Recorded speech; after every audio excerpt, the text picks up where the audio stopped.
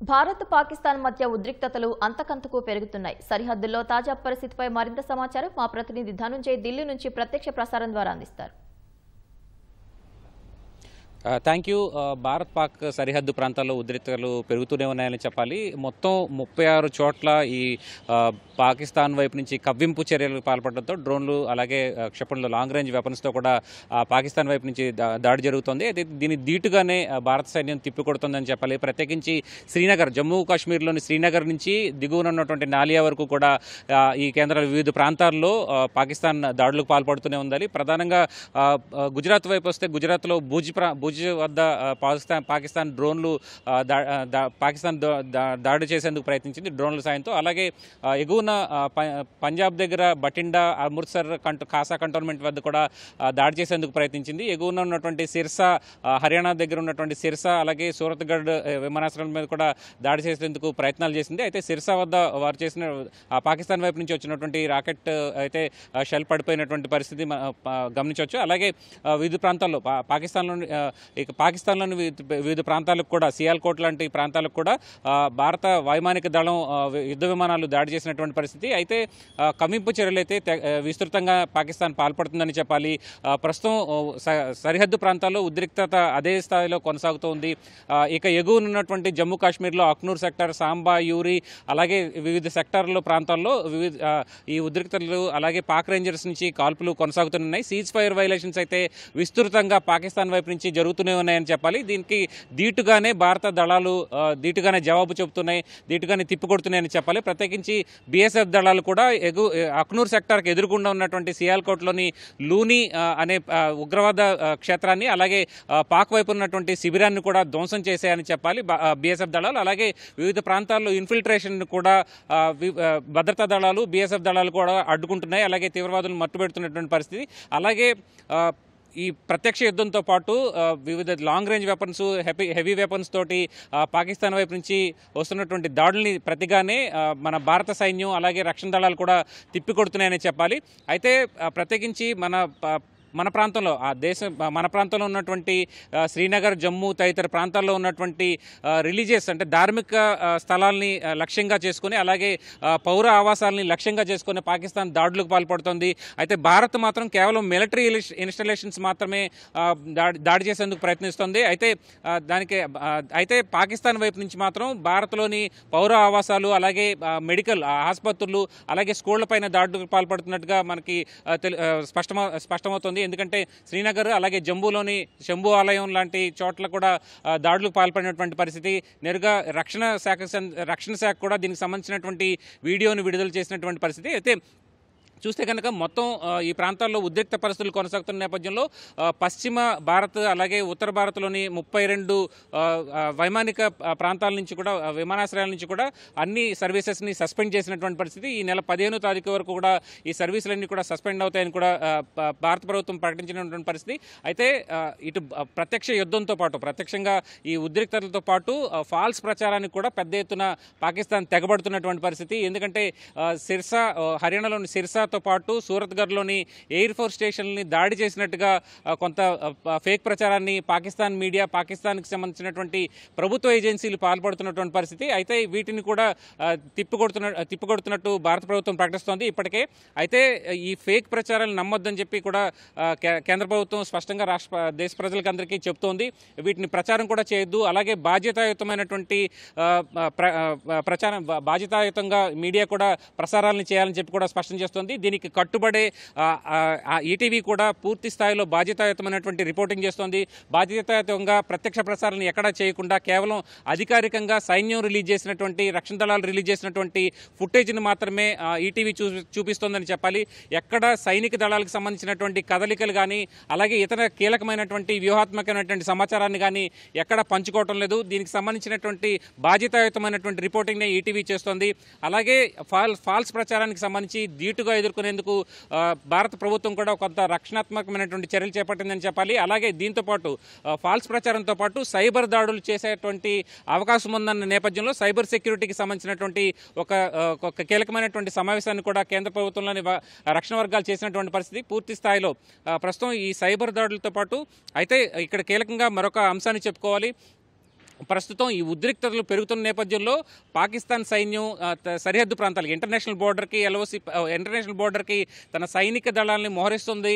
ప్రస్తుతం ఇప్పటివరకు కూడా పాకిస్తాన్ రేంజర్లు మాత్రమే ఉన్నటువంటి పరిస్థితి. అయితే సైనిక దళాలకు సంబంధించినటువంటి కదలికలు గమనించినట్టుగా రక్షణ శాఖ కూడా స్పష్టం చేస్తుంది. ఈ నేపథ్యంలో పూర్తి స్థాయి సన్నద్ధత గురించి అలాగే ఈ ఉద్రిక్తతలు తగ్గించడానికి అంతర్జాతీయ స్థాయిలో జరుగుతున్నటువంటి ప్రయత్నాల్ని మా ప్రతినిధి అరుణ్ కూడా అందిస్తారు. అరుణ్, ప్రస్తుతం ఎలాంటి ప్రయత్నాలు జరుగుతున్నాయి అంతర్జాతీయంగా ఈ ఇండో పాక్ మధ్య ఉద్రిక్తతలు తగ్గించడానికి? ఈరోజు కేంద్ర ప్రభుత్వం కీలకమైనటువంటి మరొక ముందడుగు వేసిందని చెప్పుకోవచ్చు. ప్రస్తుతం సరిహద్దుల్లో ఉన్నటువంటి ఎల్ఓసి ప్రాంతంలో ఉన్నటువంటి 2 కీలకమైనటువంటి ఉగ్రవాదులకు సంబంధించినటువంటి పోస్టులను ధ్వంసం చేసినట్లుగా కొద్దిసేపటి క్రితం భారత సైన్యం, భారత ప్రభుత్వం కీలకమైనటువంటి 2 వీడియోలు విడుదల చేసింది. దీని ప్రకారం చూసుకుంటే భారత్ ప్రపంచానికి ఒక స్పష్టమైనటువంటి సంకేతాన్ని ఇస్తోంది. ఆ సంకేతాన్నే ఈరోజు ఉదయం నుంచి విదేశాంగ శాఖ మంత్రి జయశంకర్ నడిపినటువంటి చర్చల ఫలితం, చర్చలకు సంబంధించినటువంటి వివరాలు కూడా కొద్దిసేపటి క్రితమే ఎక్స్ వేదికగా పంచుకున్నారు. సో దీని ప్రకారం చూసుకుంటే భారత ప్రభుత్వం ఈరోజు 2 కీలకమైనటువంటి వీడియోలు విడుదల చేసింది. 2 చెక్ పోస్టులు, టెర్రరిస్టులకు సంబంధించినటువంటి 2 లాంచ్ ప్యాడ్స్ను ధ్వంసం చేసినట్లుగా భారత ప్రభుత్వం స్పష్టమైనటువంటి వీడియోలను ప్రపంచానికి అందించింది. అయితే ఇదే సందర్భంలో ప్రపంచానికి ఒకవైపు విదేశాంగ శాఖ మంత్రి జయశంకర్ కీలకమైనటువంటి సమాచారాన్ని కూడా అందిస్తున్నారు. భారత ప్రభుత్వం కేవలం టెర్రరిస్టులకు సంబంధించి, అదేవిధంగా టెర్రరిస్టులు ఎక్కడి నుంచి అయితే నడిపిస్తూ ఉన్నారో వారికి సంబంధించినటువంటి వివరాలను మాత్రము, వాటికి సంబంధించినటువంటి చెక్ పోస్టులు, లాంచ్ ప్యాడ్లు మాత్రమే తాము ధ్వంసం చేస్తున్నాము, తప్పితే సామాన్య ప్రజల జోలికి వెళ్ళటం లేదు, పాకిస్తాన్లో ఉన్నటువంటి సామాన్య ప్రజలతో తాము యుద్ధం చేయట్లేదు అనేటువంటి సంకేతాన్ని ఇప్పటికీ పంపించింది. ఈరోజు ఉదయం 2 ప్రధానమైనటువంటి దేశాల ప్రతినిధులతో జయశంకర్ చర్చలు జరిపారు. అమెరికాకు సంబంధించినటువంటి వ్యక్తులు, అదేవిధంగా మిగిలినటువంటి దేశాలతో పాటుగా నిన్న మొన్న 2 రోజుల పాటు ఇరాన్, సౌదీ అరేబియాకు సంబంధించినటువంటి విదేశాంగ మంత్రులు భారత్లో పర్యటించారు. ఈ పర్యటన ముగించుకొని ఈరోజు వెళ్లే ముందు కూడా జయశంకర్తో 2 దేశాలకు సంబంధించినటువంటి మంత్రులు టెలిఫోన్లో సంప్రదింపులు జరిపారు. సౌదీ అరేబియాకు సంబంధించినటువంటి మరొక కీలకమైన మంత్రితో కూడా ఈరోజు జయశంకర్ చర్చలు జరిపినట్లుగా తెలుస్తూ ఉంది. ఈ చర్చల్లో సౌదీ అరేబియా పాకిస్తాన్తో జరుగుతున్నటువంటి ఈ టెర్రరిస్ట్ వార్ ఏదైతే ఉందో దాన్ని అవకాశం ఉన్నంత త్వరగా దీన్ని సమసిపోయే విధంగా, ఈ సమస్య పరిష్కారం అయ్యే విధంగా ఏదన్నా ఉంటే ద్వైపాక్షికంగా చర్చల ద్వారా సమస్యను పరిష్కరించుకునే విధంగా తప్ప ఆయుధాల పరంగా కాదు అనేటువంటి సంకేతాన్ని ఇస్తూ ఉంది. మరోవైపు చైనా కూడా స్పందించింది. 2 దేశాలు తమకు మిత్ర దేశాలుగానే ఉన్నాయి, 2 దేశాలు తమకు ముఖ్యమైన దేశాలు, తమకు అత్యంత ప్రీతిపాత్రమైన దేశాలు. కాకపోతే 2 దేశాల మధ్య ఈ రకమైనటువంటి వాతావరణం నెలకొనటం ఇబ్బందికరము, బాధాకరమైనటువంటి పరిస్థితి కాబట్టి 2 దేశాల మధ్య శాంతియుతమైనటువంటి పరిస్థితులు నెలకొనాలి అని చెప్పి తాము కోరుకుంటున్నట్లుగా చైనా ఒక ప్రకటనను విడుదల చేసింది. ఈ ప్రకటన ప్రకారమే 2 దేశాల మధ్య శాంతియుత పరిష్కారం దొరికే విధంగా ట్రై చేయాలి తప్ప ఈ విధంగా ఒకరికొకరు ఆయుధాల ద్వారా సమాధానం చెప్పుకోవటం సరైనటువంటి విధానం కాదు. ఆ విధంగా తాము కూడా అందుకు పరిష్కారం పీస్ నెలకొనే విధంగా 2 దేశాల మధ్య శాంతియుతమైనటువంటి పరిస్థితులు నెలకొనేందుకు తాము కూడా కృషి చేస్తామని చెప్పి చైనా ఒక ప్రకటనలో వెల్లడించినట్లుగా చూస్తూ ఉన్నాం. అయితే ఒకవైపు సౌదీ అరేబియా, మరోవైపు చైనా, ఈ ఇరువురికి సంబంధించినటువంటి వ్యవహారం కూడా భారతదేశం నిశ్చితంగా పరిశీలిస్తున్నటువంటి పరిస్థితి ఉంది. అమెరికా ఇప్పటికే ప్రకటించింది. ఈ రోజు ఉదయం అమెరికాకు సంబంధించినటువంటి కీలకమైన అధికారి పాకిస్తాన్ జాతీయ సలహాదారుతో, భద్రతా సలహాదారుతో సంప్రదింపులు జరిపి చాలా సీరియస్గా ఒక వార్నింగ్ టైప్లో ఆయనకి సందేశం ఇచ్చారు.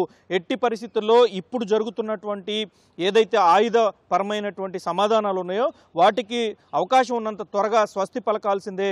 పాకిస్తాన్ చేస్తున్నటువంటి ప్రచారము, పాకిస్తాన్ నడుపుతున్నటువంటి విధానము అది సరైంది కాదు అని చెప్పి అమెరికా వైపు నుంచి కూడా చాలా స్పష్టంగా చెప్పడం జరిగింది. ఎందుకంటే భారతదేశం కేవలం ఉగ్రమూకలకు సంబంధించినటువంటి లాంచ్ ప్యాడ్లు, ఉగ్రమూకలు తలదాచుకున్నటువంటి స్థావరాలపైనే కేవలం దృష్టి సారించింది.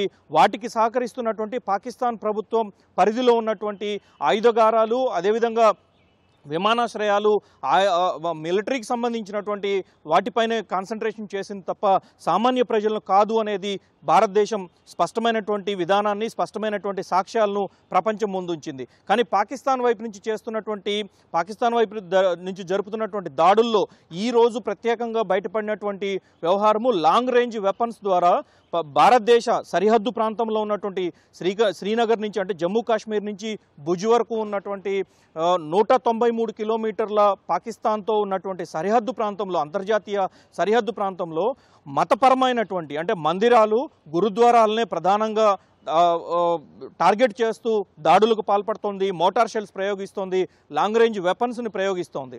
దాంతోపాటుగా హాస్పిటల్స్, మిలిటరీ హాస్పిటల్స్ని కానీ సాధారణమైనటువంటి ఆసుపత్రులను కానీ ఇప్పటివరకు ఏ యుద్ధంలోనూ టార్గెట్ చేసినట్లుగా లేదు. కానీ తొలిసారి ఉగ్రవాదంపై భారత్ దాడి చేస్తుంటే, ఉగ్రవాదాన్ని నిర్మూలించేందుకు భారత్ ప్రయత్నిస్తుంటే, కానీ అక్కడ పాకిస్తాన్ వైపు నుంచి పాకిస్తాన్ రేంజర్లు కానీ పాకిస్తాన్ సైన్యం కానీ చేస్తుంది ఆసుపత్రులను, పాఠశాలలను, ఇతరత్ర సామాన్య ప్రజలు నివసించేటువంటి నివాసాలనే టార్గెట్ చేసుకున్నట్లుగా ఇక్కడ సాక్ష్యాలన్నీ బయటికి పడుతున్నాయి.